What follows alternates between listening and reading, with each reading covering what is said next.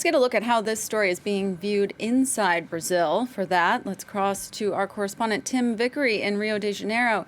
Tim, very different messages coming from Brazil's Supreme Court compared to the president. Is this enforceable, or is there really a different goal here with mandating a vaccine? Yeah, I think that's it. I think we're talking about the language of symbolism here. What the Supreme Court are trying to do is counter the message of Bolsonaro, who has consistently downplayed the importance of coronavirus. He said in late March that the death toll would not exceed 800. It's now over 184,000, and he hasn't changed his tune. What the Supreme Court have tried to do here is establish a collective principle. Bolsonaro says that he won't take the vaccine and it's nobody's business but his own. We are, though, seeing reinfections in Brazil, and the Supreme Court are trying to establish the collective principle that collective health should not be damaged by the actions or non-actions of one individual. So this is a symbol, it's a symbolic message.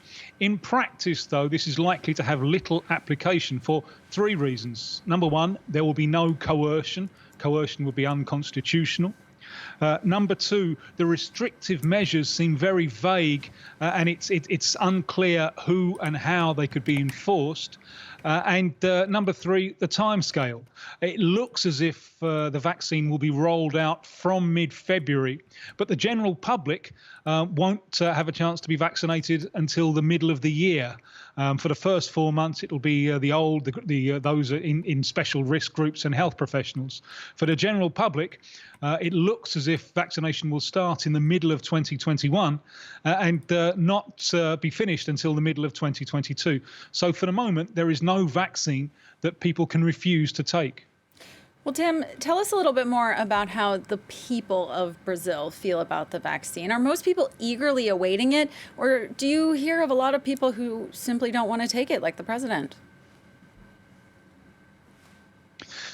The division that we've seen there inside the Brazilian state is reflected in Brazilian society. There is an anti-vaccine lobby, an anti-vaccine movement. Some people are especially reluctant to take the vaccine which has been developed in China, which looks like, certainly at the start, being the leading one that will be used here in Brazil. The health minister, Pazuello, he said on Wednesday that he couldn't understand the anxiety that people have to have a vaccine. Well, many people would disagree. They don't see it that way. Their anxiety is based in the fact that the death toll is rising. That 1,000 deaths yesterday was the first time we've had more than 1,000 deaths in a 24-hour period since September.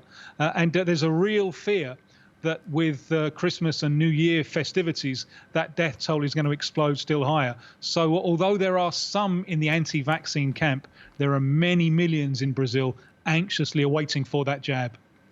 Tim Vickery in Rio de Janeiro, thank you so much for that update.